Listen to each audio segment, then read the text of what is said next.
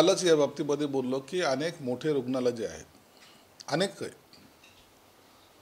Patient आतमध्ये गेला तरी तो स्कीममध्ये बसत असेल नसेल, परंतु पहिले पैसे ॲडव्हान्स घेणे, त्याच्यानंतरच इलाज चालू करणे, मग स्कीममध्ये फाईल भरणे, स्कीमचे पैसे येईपर्यंत रोज त्या जो काही पेशंट येतो त्याच्याकडून पैसे जमा करायचं काम अनेक हॉस्पिटल करत आहेत आणि ही चुकीची पद्धत मॅक्झिमम हॉस्पिटलमध्ये चालू आहे. रुग्णालयामध्ये तुम्ही जेव्हा धर्मादायकडे रजिस्ट्रेशन करता, जेव्हा मोफत इलाजाच्या गोष्टी करता, सरकारच्या तर योजना आहेतच आहेत, परंतु तुम्ही त्या अनुषंगानं तुमचं हॉस्पिटलचं रजिस्ट्रेशन होतं, म्हणून अनेक टॅक्स आणि अनेक करारापासून तुम्हाला फायदा त्याचा होत असतो. परंतु मी हेही पाहिलेलं आहे की काही ठिकाणी पेशंट मेल्यानंतर सुद्धा डेड बॉडी देण्यासाठी सुद्धा तुमचे राहिलेले थकबाकी जमा करा, तेव्हाच डेड बॉडी देऊ, असे सुद्धा अनेक प्रकार आम्हाला पाहायला मिळतात. आम्ही अनेक वेळा हॉस्पिटलला फोन करत असतो, विनंती करत असतो, परंतु पुण्याचा जो प्रकार झालेला आहे ती आता ते एका प्रकरणापासून पूर्ण प्रकरणाला वाचा फुटल्याचं दिसतंय. मुख्यमंत्री साहेबांनी त्याच्यामध्ये चौकशीचे आदेश दिलेले आहेत आणि यामध्ये आता जनतेने सुद्धा ज्यांना त्रास झाला आहे त्यांनी सुद्धा तक्रारी ह्या शासनाकडे किंवा मुख्यमंत्री साहेबांकडे पाठवले पाहिजे.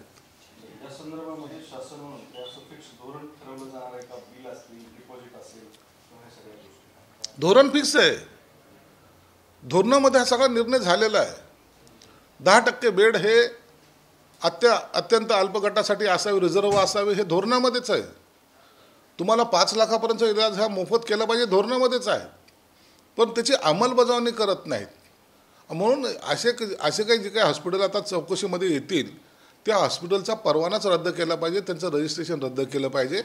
नसता मल्टी स्पेशलिस्टच्या नावाखाली जो काही गोंधळ चालू आहे, आता सर्वसामान्य माणसाला हॉस्पिटलमध्ये जाणं म्हणजे धास्ती वाटायला लागलेली आहे. किती बिल होईल याचा कुठेही अंदाज नाही. ताप जरी आला तरी तो 10,000च्या कमी नसेल, जर थोडासा मोठा आजार असेल तर तो 10 लाखाच्या कमी नसेल, असं एकंदरीत चित्र आहे. म्हणून याला तर बदलायची गरज आहे आणि सरकार त्या दृष्टीकोनातून पावलं उचलते. या सगळ्या प्रकरणाचे मूळ तुमच्याकडे, नोंदणी तुमच्याकडे होती. अशा घटना जर समोर आल्या तर त्या नोंदणीवर घाला घालण्याचे किंवा नोंदणी रद्द करण्याबाबत आपण काय विचार करतात? निश्चित नोंदणीपुरतं जरी मर्यादित आम्ही असलो तरी आम्हाला या प्रकरणाच्या नोंदणी केल्यानंतर आम्हाला फक्त ऑडिट करण्याचा आमच्याकडे अधिकार आहे. बाकी सगळं जे काही करतात ते आरोग्य विभागातर्फे केले जातं. प्रत्येक डॉक्टर किंवा दवाखाना जेव्हा उघडतो ना, पहिली तो डिमांड काय करतो, काय परिपूर्तता करतो की तो मी शासकीय लिस्टमध्ये असलो पाहिजे, ज्याचा बेनिफिट मला घेता येईल. आणि अनेक हॉस्पिटल आज नोंदणीकृत ह्या आरोग्य विभागाशी संबंधित झालेले आहेत. म्हणून आता याची फेर तपासणी होणं आवश्यक आहे. माझ्या खात्यातर्फे सुद्धा काय सचिवाच्या मार्फत काही आम्ही ह्या ज्या काही नोंदणी वगैरे होत आहेत त्याच्यासुद्धा चौकशी करण्याचं आम्ही सूचना दिलेल्या आहेत. नाही, ही सगळेच हॉस्पिटल झाली पाहिजे. दीनानाथ हे आता उजेडात आलेलं प्रकरण आहे. असे अनेक हॉस्पिटल रोजचे आमच्याकडे ते भांडणं त्याच्यामुळेच जास्त वाढलेले आहेत. एकीकडे सर्वसामान्य जनता म्हणते की आम्ही योजनेमध्ये बसतो का नाही, बसतोय, मग आम्हाला लाभ का नको, त्याचं म्हणणं चुकीचं नाही ना. आणि हॉस्पिटलवाले आणखीन आम्हाला मंजुरी आली नाही म्हणून आम्ही आता इलाज करत नाही, आम्हाला पैसे ॲडव्हान्सच पाहिजे. अहो, डॉक्टरांना भेटण्यासाठी पेशंटच्या नातेवाईकाला भांडणं करावे लागतात. ही परिस्थिती आज हॉस्पिटलमध्ये आहे.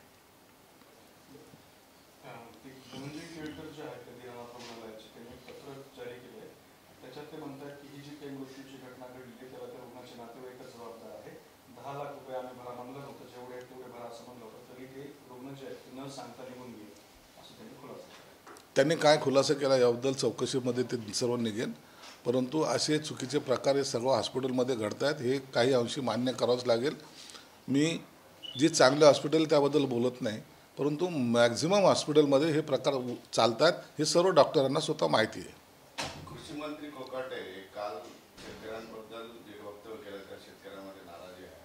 ते असं म्हटलं की शेतकरी कर्जमाफीचे पैसे लग्न सोहळ्यात उडवतात. कृषी मंत्र्यांनी असं स्टेटमेंट करणं मला वाटतं ते योग्य नाही आहे. शेतकऱ्यांच्या जीवनात अनेक अडचणी असतात, त्याला तो तोंड देत असतो. म्हणून आपण जर त्याला जी काही मदत करतो त्याने ती कशी खर्च करायची यावर वाद घालण्यापेक्षा त्यांना आणखीन काय सहाय्य करता येईल याकडे लक्ष दिलं पाहिजे. असे वक्तव्य केल्यामुळं शेतकऱ्यामध्ये नाराजीचा सूर निश्चित पसरतोय.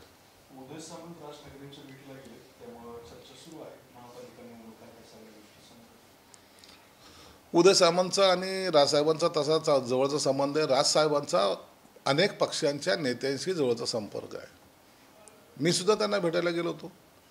आणि उदय सामंत जे गेलेत ते एक तर मैत्रीपूर्ण भेटीला गेले असावेत किंवा येणाऱ्या महानगरपालिकेच्या ज्या निवडणूक आहे त्या अनुषंगानं राजसाहेबांची भूमिका काय हे सुद्धा त्यांनी कदाचित विचारलं असावं. परंतु मला वाटतं की राजसाहेबांशी भेटण्यामध्ये कोणताही गैर नाही. त्याच्यावरती संजय राऊत म्हणाले की राज ठाकरेंनी एक कॅफे काढला आहे आणि लोक तिथे कॉफी प्यायला जातात. तुमच्याकडं कोणी येत नाही. आता उबाटाची अवस्था अशी झाली की त्यांना लोकांना फोन करून बोलवावं लागतं. त्यांच्या दर्जात कोणी जायला तयार नाही. त्यांनी जरी कॉफीचा हाऊस टाकला असेल तर यांची चहाची टपरीसुद्धा चालत नाही आहे, अशी यांची अवस्था आहे. आता यांना दुसरीकडे दुर्बीण लावून पाहावं लागतं कोण कुठं गेलं होतं. स्वतःकडं असलेला सुखसुकाट आता त्यांना नकोसा झालेला आहे. त्याच्यामुळं आलेलं त्यांना ते फ्रस्ट्रेशन आहे. परंतु काही झालं तर एक राज ठाकरे ज्याची सत्ता नाही, ज्याचे आमदार नाहीत, ज्याचे खासदार नाहीत, तरी लाखोची सभा घेण्याची ताकद ठेवतोय, याच्यापासून काहीतरी बोध या उबाटाच्या लोकांनी घेतला पाहिजे. त्याच्यावरच ते पुढे म्हणतात की उदय सामंत कुणाचे दूत असू शकत नाही, नाव मराठी भाषेचे असते, पडद्यामागे काय चालते आम्हाला माहिती आहे. ते काय करतात त्याची तुम्ही चिंता करू नका. ज्या पक्षात ते राहतात त्या पक्षाचं काम प्रामाणिकतेने करतात.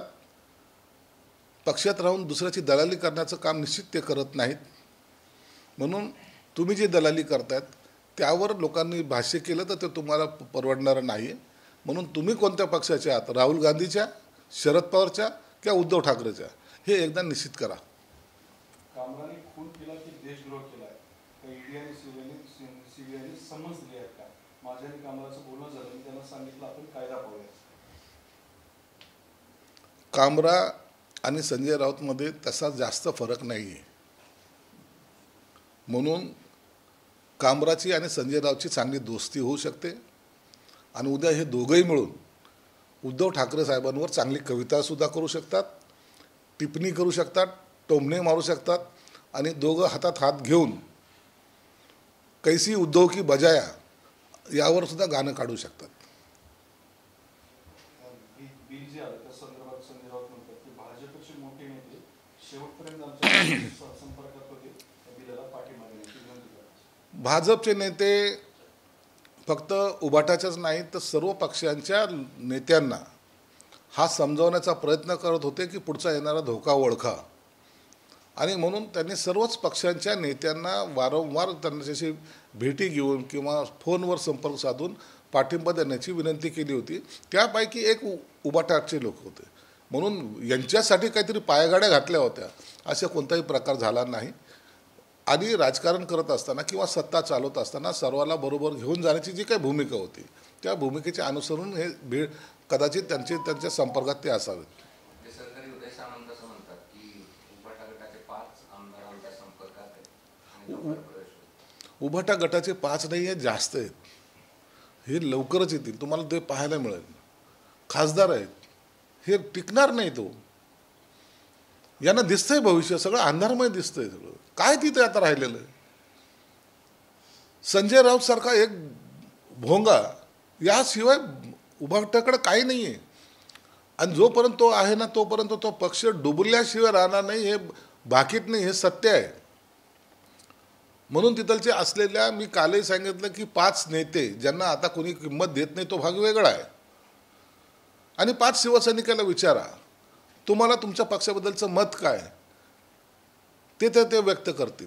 म्हणून आता हे 5 आमदारच नाही तर अनेक नेतेसुद्धा रोज आमच्याकडे प्रवेश होत आहेत. रोज आता हे आमदार आणि खासदारसुद्धा काही दिवसामध्ये शिवसेनेमध्ये येतील. देवेंद्र फडणवीस म्हणाले की महाराष्ट्रात मराठीचा आग्रह योग्य, कायदा हाती घेऊ नका, नाही कडक कारवाई करा. निश्चित आहे, मराठीचा आग्रह धरणं हे अत्यंत योग्य भूमिका आहे. परंतु त्यासाठी आपण कायदा हातात घ्यायचा, कुणाची डोके फोडायची. सरकारने काय, न्यायालयाने सुद्धा त्याच्याबद्दलचा निर्णय दिलेला आहे. आणि म्हणून जे व्यापारी किंवा जो कोणी असेल जो हे मानत नसेल त्याच्यावर कायदेशीर निश्चित मोठ्या प्रमाणात कारवाई केली जाईल. हायकोर्टाने पाईपलाईनवर महत्वाची टिप्पणी केली आपल्या संभाजीनगर की वारंवार फुटते आहे, तर एक शटडाऊन घ्या आणि सगळं एकत्रित काम पूर्ण करा. आणि दुसरं, तुम्हाला कोर्टाने तंबी दिलेली की तुम्ही आता पाईपलाईनवर कुठले वक्तव्य करू नये, पालकमंत्री ॲज अ पालकमंत्री. काल हायकोर्टामध्ये या बाबतीमध्ये सुनावणी होती. या सुनावणीमध्ये स्वतः जस्टिस घुगे हे सर्व कमांड ठेवून आहेत, ते स्वतः काही वेळेला पाहणी केलेली आहे. आणि महानगरपालिकेची भूमिका प्रशासकांनी त्या ठिकाणी व्यवस्थित मांडलेली आहे. साचेची लाईन फुटते कशासाठी, कशामुळे फुटते, हे सर्व व्यवस्थित सांगितल्यानंतर हायकोर्टाने स्वतःहून 48 तासाचं तुम्ही शटडाऊन कंटिन्यू घ्या आणि ते काम पूर्ण करा असं सांगितलेलं आहे. पालकमंत्री या नात्यानं माझी ती जबाबदारी आहे. मला त्याच्याबद्दलचं स्टेटमेंट करण्याचा अधिकार पण आहे. आणि म्हणून मी शक्य तेवढी मदत प्रशासनाला करण्यासाठी सहकार्य करतो आहे. आणि हे एकाचं काम नाही, जसं न्यायाधीश त्याच्यामध्ये येऊ शकतात किंवा त्याचं कमांड घेऊ शकतात, तसं पालकमंत्री असेल, आमदार असेल, खासदार असेल, या सर्वांनी मिळून हे प्रोजेक्ट हा पूर्णत्वाला नेला पाहिजे, ही आमची भूमिका आहे. जयंत पाटील म्हणले की सत्तेवर येण्याच्या आधी कर्जमाफीची घोषणा केली, सत्तेवर आल्यावर मात्र सोयीस्करपणे कर्जमाफीला बगल दिली जाते. गेली 40-45 वर्ष ज्यांची सत्ता होती त्यांनी ह्या नेहमी केलेल्या घोषणा आहेत. त्यातच एक जयंत पाटील सुद्धा होते. आम्ही तर सरकारच्या माध्यमातून त्यांना अनेक योजनेचा लाभ मिळवून द्यायचा प्रयत्न करतोय. आजही सरकारची आर्थिक घडी चांगली बसल्यानंतर त्याबरोबर विचार केला निश्चित जाईल. परंतु घरात काही नाही, तिजोरीमध्ये खडखडाट जर असेल आणि कर्जमाफीच्या घोषणा आम्ही पूर्ण करू असं म्हणत असेल तर ते चुकीचं आहे. म्हणून पहिले आर्थिक बाजू सक्षम करणं, त्यानंतर या कर्जमाफीवर बोलणं हे उचित राहील. अजित पवारांनी सत्तेसाठी भाजपपुढे लोटांगण घातलं, हर्षवर्धन सपकाळ. काँग्रेस सर्व धर्म संभाववाली उभाट्याबरोबर का गेली या प्रश्नाचं उत्तर सपकाळने दिलं पाहिजे. सत्तेसाठी तुम्ही किती लाचार झालेले आहात आज, म्हणून तुमची गत ही झालेली. सगळ्यात मायनसमध्ये डबघायला आलेला पक्ष कोणता असेल तर तो काँग्रेस आहे. म्हणून त्यांनी हे टिप्पणी करण्यापेक्षा आपण सत्तेसाठी उभाट्याबरोबर कशी युती केली याचं स्पष्टीकरण दिलं पाहिजे. राज्यात अवकाळी पाऊस झालेला आहे आणि कृषी मंत्री मात्र बैठका घेण्यात व्यस्त आहेत असा आरोप. कृषी मंत्र्यांनी बैठक घेणे हे त्यांचं काम आहे. हा त्यांचा एका खात्याचा एक असलेला आढावा घेणे किंवा काय करता येईल यावर सूचना करणे हे त्यांची कामच असल्यामुळं त्यांनी या बैठका घेतलेल्या आहेत. आता काही 2-3 दिवसाचा अवकाळी पाऊस जो पडला आहे त्याचीसुद्धा पाहणी करण्याचे निर्देश त्यांनी दिलेले आहेत. आणि मला वाटतं तो काम आता गतीने पूर्ण होईल आणि ज्या ठिकाणी या अवकाळीमुळे जो नुकसान होईल त्याचीसुद्धा भरपाई सरकार निश्चित करेल.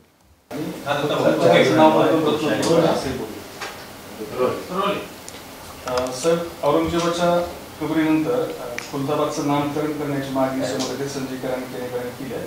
ते म्हणतात की खुलताबादचं नाव रत्नपूर करा आणि संभाजी महाराजांचं तिथंच बहुतेक स्मारक उभं करा. पूर्वी या संभाजीनगरचं नाव खडकी होतं, कालांतराने त्याचं नाव औरंगाबाद झालं. तसंच रत्नपूर हे पूर्वी खुलताबादचं नाव पूर्वी रत्नपूरच होतं, कालांतराने ते खुलताबाद झालं. औरंगजेबाने त्यांच्या काळामध्ये केलेले जे काही कारनामे आहेत त्यामुळं अनेक शहराची नावं बदलली गेली. धाराशिवचं नाव बदललं गेलं, नगरचं नाव बदललं गेलं. हे सगळे बादवाले जे आहेत ना, तर त्या सर्व नावं बदलण्याची प्रोसेस आता आम्ही करतोय आणि निश्चित त्यांची मागणी चांगली आहे. संभाजी महाराजाचं चांगलं स्मारक त्या ठिकाणी व्हावं यासाठी सरकारसुद्धा प्रयत्नशील राहील. त्यांनी जे काही निवेदन दिले त्यांचं आम्ही गंभीरपणे दखल घेतलेली आहे आणि भविष्यामध्ये त्या ठिकाणी शिवाजी महाराजांचा इतिहास, छत्रपती संभाजी महाराजांचा इतिहास जागृतपणे कसा आम्हाला सगळ्याला दाखवता येईल याचा आमचा निश्चित प्रयत्न राहील. रत्नपूरच असली पाहिजे ना, ते नाव पूर्वी होतं, ते औरंगजेबाच्या काळात ते झालेलं खुलताबाद आहे. देवगिरीचं नाव पहिले दौलताबाद नव्हतं, ते पहिले देवगिरी होतं, आता ते दौलताबाद झालं. दौलताबाद, खुलताबाद, औरंगाबाद हे सगळे जे काही बाद आहेत ना, यांना आता आम्हाला बाद करायचं आहे.